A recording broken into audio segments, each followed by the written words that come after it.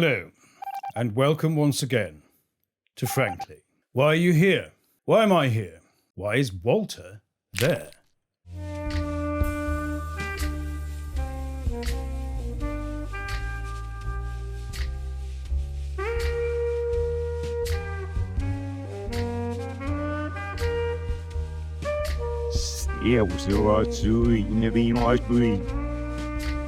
Today I'm here to talk to you about detransition, so we won't be needing this anymore. What on earth do I mean when I say detransition? I'm sure we all have some idea. What I'm talking to you about today is the fact that you live in a world where madness has replaced our civilization, seemingly by design. I'm going to ask you to imagine today that in fact was the plan all along, and that what's happening now, as the world seems to get madder and madder day by day, is that we are detransitioning from an attempt to transfigure and replace our entire civilization. That project was called liberal democracy, or as we intellectuals like to say, liberal democracy lol. How do we get to a situation where it's basically a criminal offence to state the obvious, where it seems a radical proposition to propose equal rights for normal people, where we no longer teach children about Daniel in the lion's den, but instead present the example of Desmond is amazing. One of my mom's friends made a fan group called Desmond is Amazing, and I love the name so much that I decided to keep it as my name.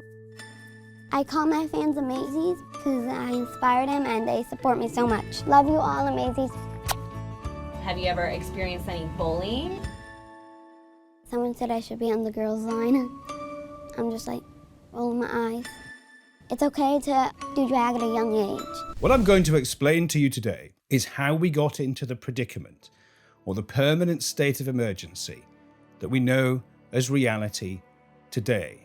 Why do our lives resemble an asylum which is ruled by lunatics who have no sense of humour and seem hell-bent on destroying everything? I'm going to ask you to do a thought experiment today. Now, most people would rather die than think. There are obvious reasons for that. You can see one of the casualties of lifelong thinking sitting before you right now. So with that terrifying example in mind, I'm going to invite you to entertain a thought today. And the thought experiment I want you to entertain is that in fact, we have been living in a kind of obscene advert for the destruction of our entire way of life, whose techniques have been refined over a century. Consider for a second that this was given a beautifully attractive and aspirational brand name to sell you the replacement of everything in life, including the value of human life. The brand name they chose for this civilizational project was called liberal democracy. It was a war system from the beginning, and its purpose was twofold in prosecuting war.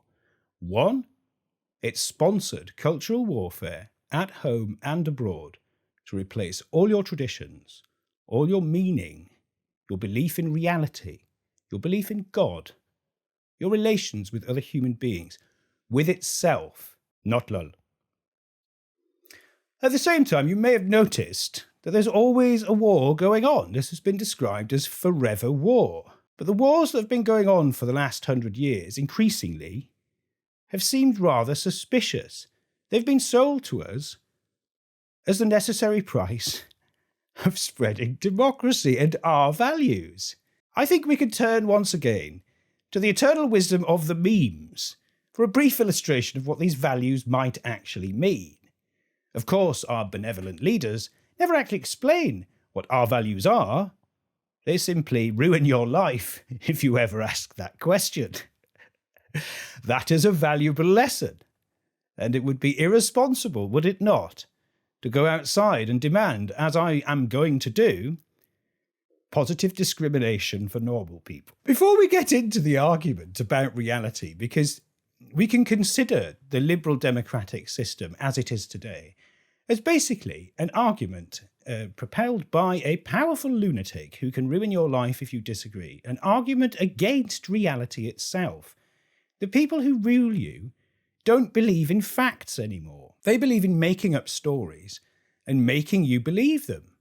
And if you don't believe them, there's a terrible price to pay. How did all this happen? I once read a book. This is where this tragedy that we laughingly call my life begins. I counsel you to never read books, because again, consider the example before you. I once read a book, despite my best instincts, that taught me that war was actually a form of revolution. It's written by a man called Wyndham Lewis. He also wrote another book called The Art of Being Ruled. You might want to briefly consider that as well, because being ruled is an art, as is ruling.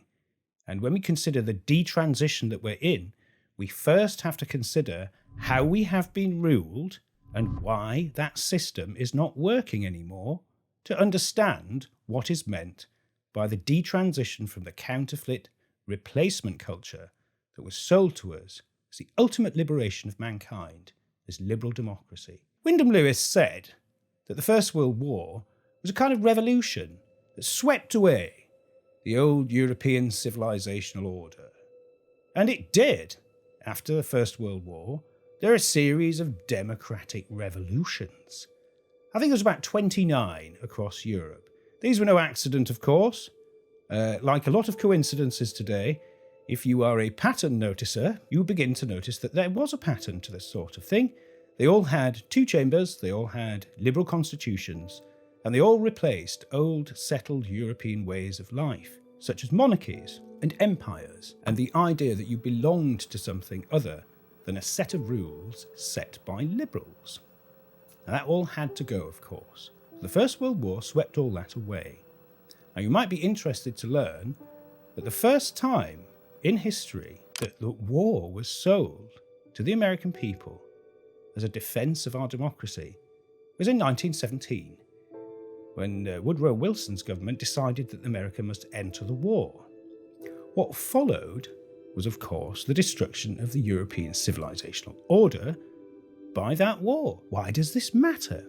The system that replaced it was not an accident. In the early 1920s, there was a group set up called the Council on Foreign Relations. This is basically the international management group of the new liberal democratic order. Of all the liberal democracies that turned up after the First World War, one is notorious for its absence from the history books. That would be the Weimar Republic of Germany. If you briefly consider the nature of the Weimar Republic, you will find it alarming or reassuring, depending on how insane you are, to find out that many people today who are liberals consider it to be a paradise lost, a beautiful moment in history that was destroyed. There are members of the German establishment today who say that the Weimar Republic was Germany's most successful revolution in history. Leaving aside the depravity of the Weimar Republic briefly, what we can begin to see is that our system was intentionally designed.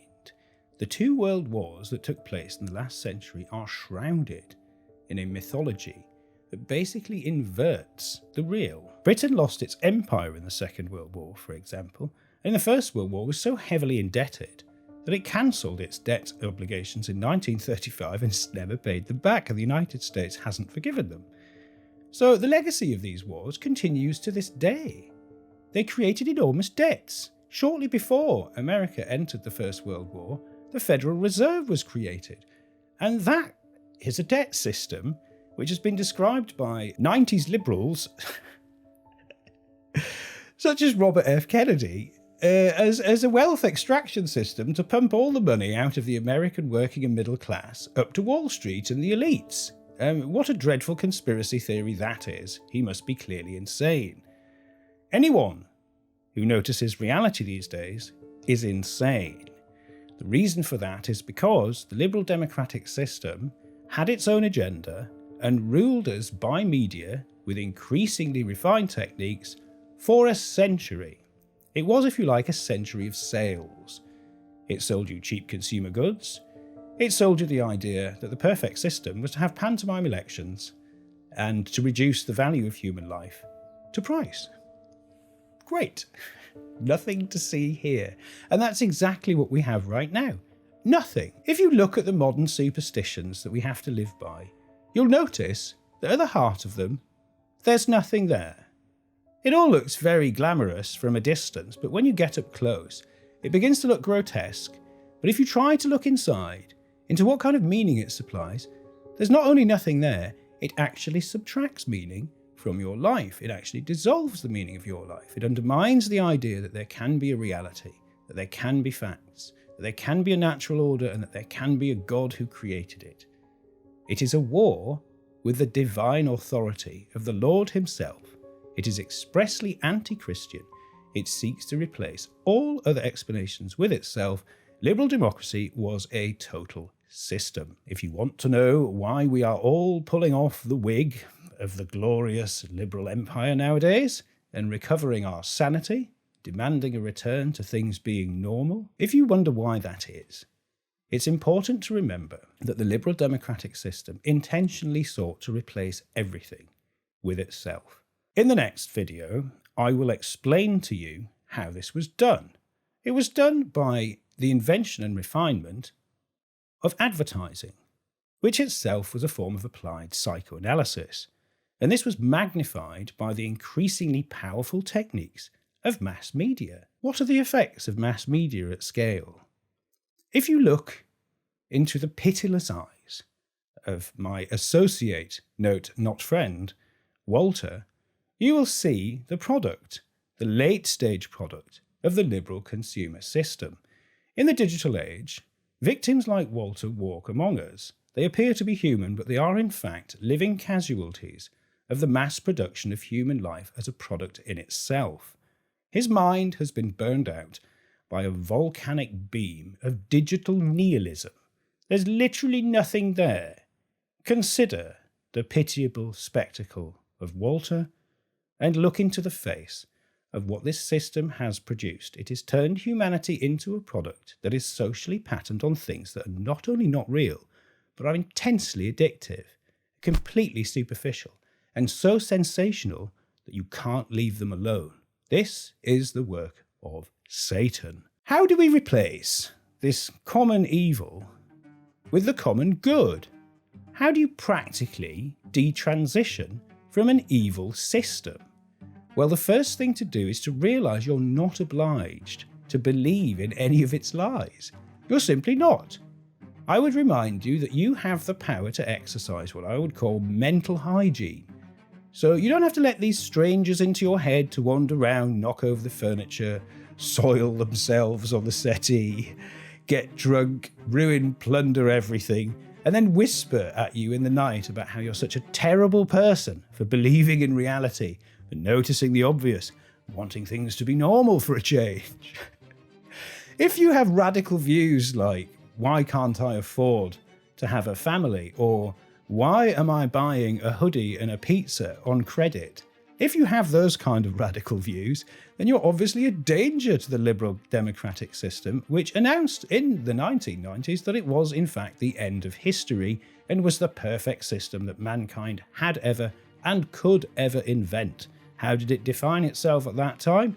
In the lol-worthy pronouncements of Francis Fukuyama, it was basically cheap consumer goods and periodic elections. So that's to say, we have lived in an advert for a century, and the adverts have become increasingly convincing as the reality has become incredibly disturbing. That tension was called hypernormalization by some people. It described the condition of the late Soviet Union, where the government was telling you everything was great and you lived in a paradise, but the shops were empty, you couldn't buy any food, and occasionally people might disappear and, shall we say, do some rather demanding voluntary work in Siberia. Much as people now disappear from my benighted isle for saying things on Twitter, basically expressing strong dislike of the government's policies of national suicide. You can disappear into one of their state gulags for this. You can see your bank accounts frozen, and so on. So we can see the similarities between the late Soviet Union and now.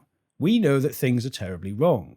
We have to live in this awful reality. They've not only promised us heaven on earth with all these increasingly sophisticated adverts for themselves, they've delivered hell instead. And if you point out the fact that we're all burning in this conflagration, then you're called a heretic, and they just toss you into the flames. Isn't it great to be free? You're free to starve, basically, under a total system, because everybody knows that if you push it too far, if you oppose the state in its madness, and it is mad, and it is evil, it's not just mad, it's also evil, but if you openly oppose this, then you know that they can and probably will try to ruin you. This is called hypernormalization, where you are obliged by the state power to not openly disbelieve in the lies they are telling you about reality, and to not complain too much about how they've made your life a living hell. This is the moment of detransition. The moment of detransition is different from hypernormalization, because hypernormalization is where you are trapped. You can't say or do anything. You know the penalties are too severe. The reason why it's detransition now, well, you can see it around you. I've been accused of being an optimist. It might astonish you to learn that people sometimes call me names, unflattering names. In fact, not only do people sometimes call me names, sometimes people like Walter stare at me with the cancelled eyes of the digitally dissolved generation. And they suck you into their little void, and they do not approve. One of the reasons why they don't approve of me is because they think I'm an optimist. As I've reminded you before, most men would rather die than think, and in fact they do so. So there it is. Leaving aside the fact that that isn't a thought, it's simply a borrowed category from a confused, inherited counterfeit culture that has baffled you so much you can be forgiven for being confused and getting things wrong. Detransition is about realizing that the state no longer has the power to do this entirely, that the state is no longer promoting the state religion uniformly throughout the liberal empire. I'll get onto the state religion in a second, but what I want to tell you is an obvious example of why you too should be, if you like, a treasonous optimist like myself. It seems reckless, absolutely insane, to be upbeat about this deepening crisis we're in, but I'm consistently telling you that you should be optimistic, if you were. When you consider the future, you should look up and not down. Try not to be a sad sack. Try instead to get out of the sack. Sack it off. Try to be sackless. Like me. I've clearly escaped into a superior reality here, haven't I? Me and Len. We are escaping from a straitjacket of lunacy. If you look at what's happening, say for example in the United States, where the Pride marchers are complaining that they don't have any money anymore. The future of the event he loves is uncertain. Organizers say ticket sales are lower than normal, and notable sponsors like Comcast, Anheuser-Busch, and beverage giant Diageo pulled out of this year's event, leaving the organization in a deficit. I'm about $175,000 short. A deficit Suzanne Ford, the executive director of San Francisco Pride, is desperately trying to fill. Where the interdigitation of the trans culture and the state administration is being shut down, where reality and normality are returning to public office. What I'm telling you is that nobody went out in the streets except for sponsored mobs to demand all this madness. It was sponsored. The rainbow agenda, the open borders, the permanent wars, they were sponsored by the liberal state. The sovereign power of the West is no longer a liberal state. It is not sponsoring them anymore. The United States has shut down its international sponsorship of social revolution. That was one of the arms, as I remind you, of the bipartite permanent war empire that was the liberal global project from the start. It prosecuted war on your civilization at home by sponsoring insane social revolutions to destroy the family, to remove the cohesion of the national family and the national tribe and the nation itself, and replace it with a bunch of antagonistic factions who hate each other so much there can never be any coherent counter-argument to the explanations or lies of the state religion. And the state religion's purpose isn't to inform you, isn't to bring you towards but away from God, of course, but it also has one very important primary function, and that's to make you powerless, and to make you go mad with rage, and to make you sink into despair and believe that there's nothing that you can ever do, that they've won totally. You look around, you see bands of nutters in the street, people gluing their bottoms to windows to demand that we pay more taxes to change the weather, and you think, well, what's the point? I'll just go get addicted to video games or drugs or porn. And this is the idea, because the entire economy is a Ponzi scheme, and from the point of view of the consumer, it's an addiction economy. If you're despairing, you think, well, why not? Why don't I just dissolve myself into some private pleasure? I'll just retreat entirely. Society's gone mad. Everyone's in some kind of mad group. If I speak my mind, I'll never be able to earn the pathetic living that I already have to service the debts that I have to get into in order to buy my dinner. So I'd better just shut up, go home, stick my face in my phone, and just get addicted to dopamine, because I'm in desperate need of some consolation, however pathetic and fleeting. This is the democratic world into which we've been liberated. How was this done? In order to explain Clownwelt, I must speak to you about political theory of elite, about fact that permanent ruling class always exists, regardless of whether communist dictatorship, liberal democracy, monarchy, or any other form of government. Liberal democracy started off in roughly the 1920s, and it's been ruling us for 100 years. It's finished now. It was a permanent war system. Before there was a Cold War, because there wasn't one in 1948. It didn't come around for a couple of years. There was a different kind of war going on, and it was called organised political warfare, and this document's now been declassified, right? If I could invite you, if you will, down another little rabbit hole, yeah? Wait till you get a load of this. This is actually in the Congressional Library. It's a matter of record. It was declassified, I think, in the 90s. And it says, on the inauguration of organised political warfare, blah, blah, blah, blah. What does it mean? Why should I care about this? What's it got to do with my life right now? Well, it's got everything to do with your life. It means that the sovereign power of the West, which after the British Empire was basically sold off to the United States, that was the United States. They became number one in the West. George Kennan decided to use the CIA and the enormous power of the United States to govern not just the West, but hopefully the rest of the world by mobilizing everything in mass culture as a form of propaganda. I call this cultural production. I've written a book called A Brief History of Liberal Democracy. In that, I explain how it began, how it was done, what the techniques were, and why it's all finished now. This is the reason some people mistake me for an optimist. I'm not actually an optimist. I don't like saying nice things to people generally, and I refuse to give people false hope. Telling people lies to make them feel better is how we got into this mess. You should never do that. I'm not an optimist. I just know how it worked, because my life is such a desolate, barren, featureless, pitiless horizon that I have to fill it by reading documents like On the Inauguration of Organised Political Warfare, or Thomas Hirschfeld's 1990 grand strategy paper on the United States and why they didn't choose to pay you a peace dividend after the fall of the Soviet Union and instead mobilised every cent and dollar they could and put you into $40 trillion of debt in the process to try and conquer the world instead. So the reason why we're here is because I have wasted my life on these kind of things, right? And I'm here to tell you these things to try and help you make sense of it all. If you want to try and find out some more about what's going on here, you can have a look at my series on Substack, which is called A Brief History of Liberal Democracy. Now, it's supposed to be becoming a book. There was an English comedian in the 1960s called Peter Cook, and someone once went up to him and said to him, I'm writing a book. Peter Cook replied, neither am I. Well, I've actually written this, but I haven't got round to getting it published. I do have a publisher, so for the time being, you have to look on the Substack. What's happening now is that if you're not insane, they call you an extremist.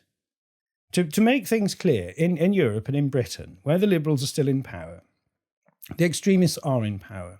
Consider the enormous scale of their ambition. They wanted to replace our civilization with their own insane cult. It is an insane cult. It's not just insane, it's evil. It's a death cult. It's explicitly anti-Christian. It is the work of Satan. They wanted to do this and tell you it was progress, and they still do. They say it's progressive. They say it's liberationist. That liberates you. Liberates you from what? It has liberated mankind from meaning. What do I mean by liberating mankind from meaning? Look at women. I mean, the reason I have this in the shed, right, is because I don't want to look at women. No offense, ladies, but I have a gym membership, had, right, and there used to be a suggestion box at that gym, and the suggestion box has been removed because of the suggestions that I would put in the box. I go to the gym to lift weights because, bro, do you even? Basically, fundamentally, you can't be good unless you're strong. And that means being physically strong because it produces discipline and a tolerance for suffering. And if you lift heavy weights all the time, you're always in pain and you get used to pain, you tolerate it and you realize it's not a bad thing and so on. But fundamentally, I don't believe you can be virtuous unless you can tolerate pain, unless you have some kind of resilience and you're actually physically fit enough to be unafraid of the consequences of speaking the truth. This is the reason, one of them, why I like to lift. There are others, but again, I'm not at liberty to put them on camera. Imagine, if you will, that you go into a gym and you're surrounded by trollops. You might as well have just painted yourself in lurid colours, and for all I know, they may have done, because I refused to look at them. I used to walk around the gym staring at the floor, refusing to engage with them in any way. This is the reason why I have my equipment here now, because, as you can see, digital culture and hypersexualization that's been sold as the liberation of women has so destroyed the social fabric that you can't actually go into a weightlifting gym and lift weights.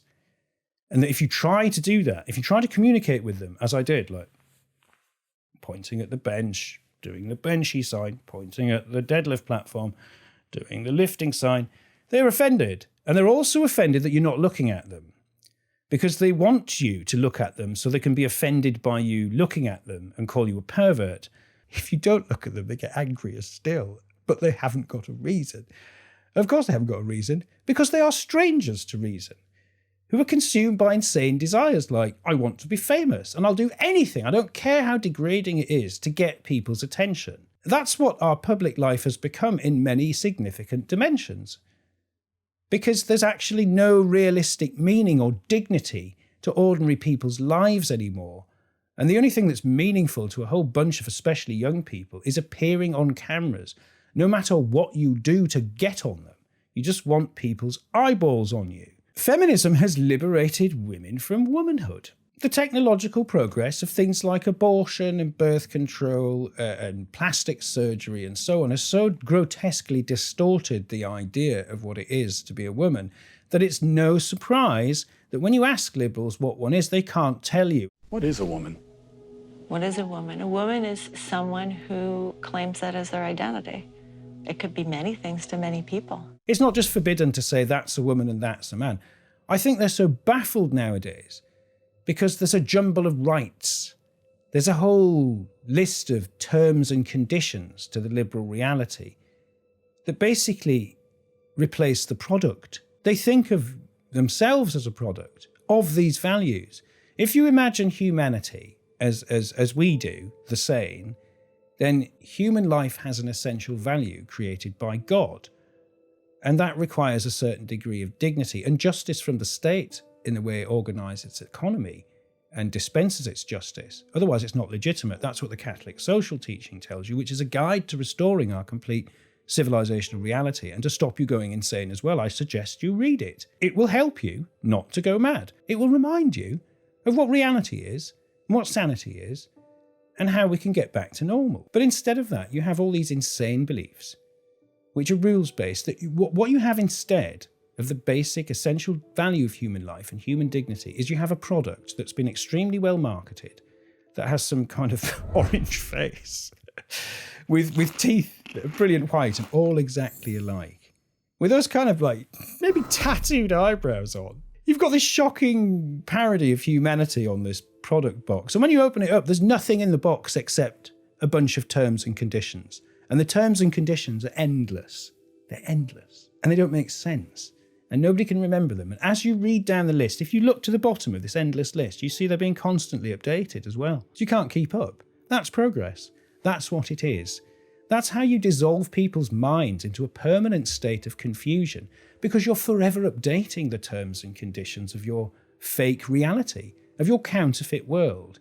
It was Walter Lippmann who helped to found the Council on Foreign Relations in the 1920s, who said, we should use the mass media, we, the liberal elite, to create what he called a pseudo-reality in the minds of the public.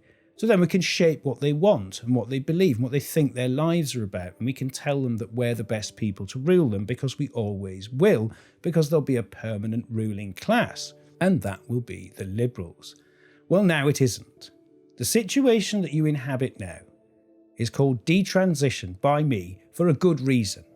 We are all pulling off the wig. We are discovering dignity in place of wignity. We are rejecting the commonplace evil, and we are demanding the restoration of the common good. How radical is that? Anyone who believes in reality these days is called an extremist. I'm going to leave you with another term. People like me are factists. I believe in facts, and therefore I believe in factism. And if you want to know what facts are, read the Catholic social teachings and it'll tell you how we know that there are facts. Facts are basically the best description we have of what's there. That's roughly what St. Thomas and St. Augustine said, St. Thomas Aquinas. That's the wisdom of the Catholic social teaching. It will tell you what the basis of reality is. It will tell you how we know what's real. It will also tell you, and it told you in about 1881, that if the government departs from the recognition of the natural order created by God, if it ignores reality as it was created by God, if it tells you other things instead, it will lead to chaos.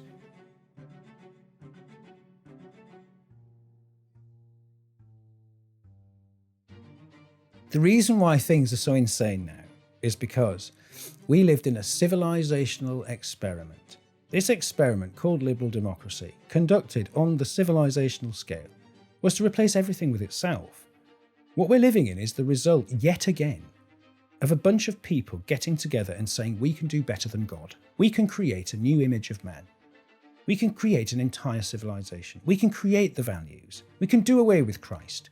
We can do away with the foundational wisdom that actually seeded and settled European civilization between the 9th and 12th centuries, which was, of course, the institutions, wisdom and inspiration of the apostolic succession of the Catholic Church itself. This is why they strongly dislike it. This is why the FBI was, until quite recently, monitoring Catholics, traditional Catholics. Which means to say they've been looking at a lot of my memes, which might explain the reason why they may have shifted their attitude somewhat. Because as you've noticed, the memes are not only funny, they're not only like subversively hilarious, they're actually enormously powerful in terms of prediction, not just for morale. But they were correct. They were funny because they told you things that were true, and it was forbidden to tell the truth. The liberal system was a total system. I've said that before. If you look at the other religions of man of the 20th century, communism, fascism and liberalism, they all have this ambition at their base, which is to create a total propaganda system to manufacture belief in themselves. They have an economic model, and they come up with a load of political policies. And then they come up with a way of selling you them all, making you believe in them. The mass manufacture of make-believe is the hallmark of a total system. It's when the state gets too big, when it gets too ambitious, when it really wants to rule every area of your life. That's not the correct order of the state. Again, if you read the Catholic social teachings, right, it'll tell you we should rebalance the state. It has duties. It should provide prosperity, security, and meaning to people's lives, but it should do so in the light of the divine order of God, and not go inventing all these mad stories that some daft faction has come up with to replace the essential reality of God's creation with its own fantasies. You've been ruled by obligatory, mandatory fantasies, by a cult of anti-reality radicals There's a firewall of fantasy around reality. And I'm telling you, the entire history of the 20th century is about to be revised completely. In fact, most of it discarded, because most of it is simply fantasy. There are fantasies. These are called official myths. The official myths of the 20th century tell you a completely different story of the 20th century to the one that you can extract from the little seeds of wisdom that I've tried to cast before you today. Not everyone is a swine like Walter, and so some of you will appreciate these pearls. But as for Walter, there is nothing there. They will simply be tossed into the smouldering hole where his brain used to be to fall out the other side. He may turn them into an amusing video clip. He may not. But they'll have absolutely no effect upon him. His pearl recognition has gone, along with his smile and optimism. Don't trust people who don't laugh, by the way. It's an obvious tell. People who have no sense of humour, you just shouldn't listen to them. They're dead inside. And that's bad. The system that we have laboured under is defended by a firewall of fantasy. These fantasies are the official myths of the liberal system. The firewall is flickering out. Once you're allowed to question these things, all of these things, openly, you can see that they're just lies. Some of them completely insane, such as a man in a dress is a woman, obviously. But the culture of I identify as, and therefore it's real, that's insane. It's not a political opinion, it's just mad. You can't make things real by saying so. And to say that is deeply controversial. That should tell you how insane the system's gone. There's been no restraint. There's been no balance. There's been no balance in foreign policy. It was mad. It had a completely insane idea of world domination. And the plans it had for us all were frankly horrific. So, it's a very good thing that we're detransitioning for this system, but it's going to be very difficult.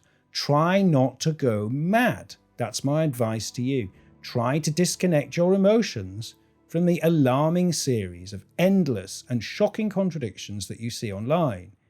Try to pay less attention to that, and try to pay more attention to the human relationships in your life between you, the people you love, your family, the people that you like, and also the ones that you don't. You should try and understand people, instead of simply categorizing them in ways that flatter your need to feel superior or consoled. Yes, politics is about friend and enemy. Yes, the politics of the liberal empire is the politics of Satan. But if you believe in the essential dignity of human life, if you believe in the divine order, if you believe that nature and everything in it was created by God, as I do, as all sane people ultimately do, then you must also believe that these people can be saved. And the best thing you can do in this moment of detransition is not only to not go mad, but to view your life as a social missionary, and wherever you can, to heal the sick and to help the wounded. Next time, on Frankly, I'll be talking to you about desublimation.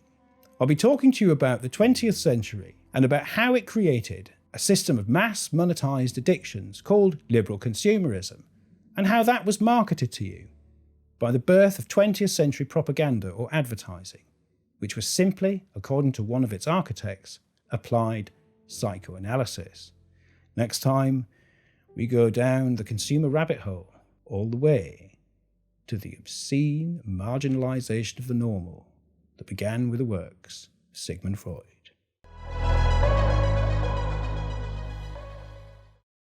You don't even use those weights.